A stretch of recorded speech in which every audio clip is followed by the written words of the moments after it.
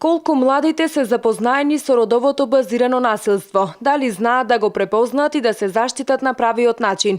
Стручните лица велат дека младите препознаваат само одредени форми на насилство. Тие препознаваат одредени форми на насилство, кои што најчесто се видливи, како физичкото и така натаму, меѓутоа психичкото насилство, сексуалното вознемирување, демнењето, принудените бракови и други форми на насилство не ги препознаваат, меѓутоа изработилниците многу лесно го восприемаат целиот тој концепт. Со цел младите во своите средини преку разговор за формите и видовите на насилство врз жените и девојките, како и за насилството во партнерските релации, да се потикнат да делуваат во насока на спречување на родово базирано насилство. Денеска во Средното општинско училиште Таки Даскалов во Битола се одржа едукативна работилница на тема превенција на родово базирано насилство. Целта на работилниците е да се препознаваат сите форми на насилство, зборуваме за психичкото, за физичкото насилство, зборуваме за економското насилство, сексуалното насилство и значи одиме надвор од она за што се зборува кога говориме за семено насилство,